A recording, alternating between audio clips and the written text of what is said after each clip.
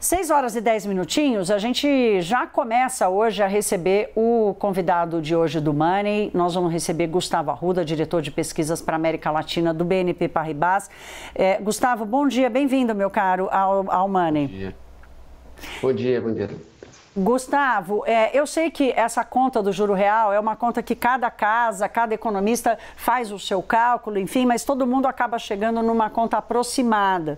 Então, eu não quero partir de um número X, eu quero entender a tua análise sobre essa diferença da taxa de juro real, como é que você entende a trajetória dela diante do desafio do BC. Legal. Bom dia, Thaís. Eu acho que é importante primeiro entender que o juros real ele reflete algumas coisas, né? Se a gente olhar historicamente, o Brasil nunca foi um país de juros reais baixos, né? A gente experimentou alguns momentos de juros reais baixos, mas historicamente a gente vê esse número mais alto. E por quê? Porque ele reflete inúmeras incertezas e idiosincrasias nossas, né? Por exemplo, a gente tem uma discussão sobre estabilidade fiscal que a gente carrega por algum tempo. Vamos lembrar que em alguns momentos a gente experimentou juros mais baixos, a gente reverteu à medida com que a gente passou por políticas fiscais que começaram a ser menos sustentáveis, né? Historicamente, lembrando quando a gente perdeu o grau de investimento lá atrás, recentemente depois de um aumento de gasto e uma perspectiva de aumento de gasto maior, né? Vamos lembrar, na sua tabela mostrou o México, né? O México é um país que tem grau de investimento. A gente eu diria que a maior parte dos países está brigando com o mesmo mal, né, que é trazer essa inflação para baixo. A política, né, ela é amarga, né, a gente não vê nenhum país do mundo, o Banco Central sendo aplaudido na rua por estar com juros mais altos, porque ela traz consequências graves, ela traz aceleração da economia, mas já está provado não só no Brasil, mas como em outros cenários, que trazer essa inflação para baixo no longo prazo é muito mais saudável, né? Você consegue se organizar, a economia consegue investir, saber o preço das coisas. Então a gente eu diria que é um momento dado num ciclo aí de ajuste que é mais incômodo mesmo.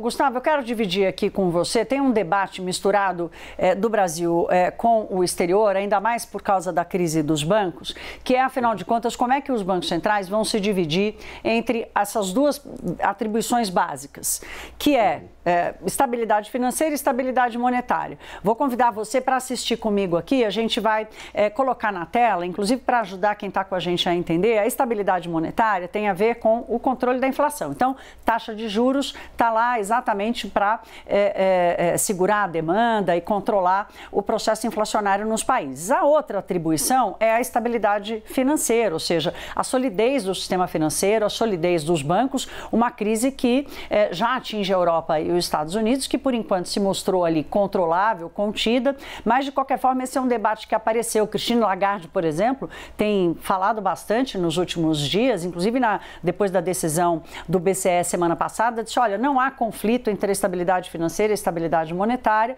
porque a grande preocupação foi a taxa de juros mais alta que provocou uma crise de crédito nos bancos. Queria um pouco te ouvir sobre esse equilíbrio que os bancos centrais enfrentam hoje. Legal. De fato, os bancos centrais eles têm tentado trabalhar na direção de dois problemas, duas ferramentas. Né? O que eu quero dizer com isso? Olha, se eu estou com um problema macroeconômico, eu tenho aqui uma ferramenta para isso, chama uma política monetária, chama juros. Todo mundo conhece, eu vou subir os juros aqui para combater a inflação.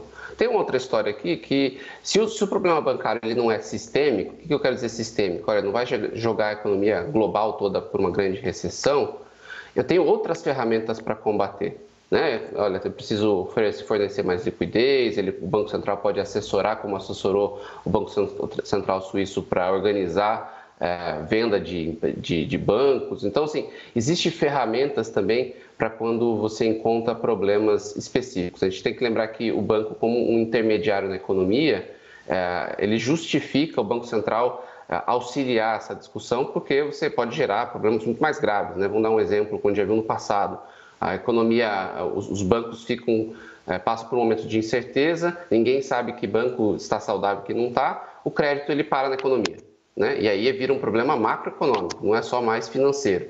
Por isso que se a gente olhar para trás, em alguns momentos do passado, os bancos centrais tanto agiam, né, com medidas para conter a liquidez, quanto cortar juros. Então, o que a gente está vendo agora, só para finalizar, Thaís, é um ambiente que, por enquanto, os bancos centrais têm tentado se comunicar e dizer, olha, temos um potencial problema, temos um risco aqui, por enquanto a gente entende que isso é um problema setorial e para isso a gente vai tomar algumas medidas, e enquanto isso a política monetária não pode ser revista, porque a inflação é um grande problema, como você mesmo citou, no caso do Reino Unido, que mais uma vez a inflação surpreendeu para cima.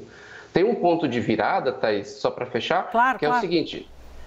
tem um ponto de virada que é o seguinte, se a gente perceber os bancos centrais perceberem que o problema é muito mais grave, muito mais sistêmico, uma política, né, uma ação, ela contamina a outra.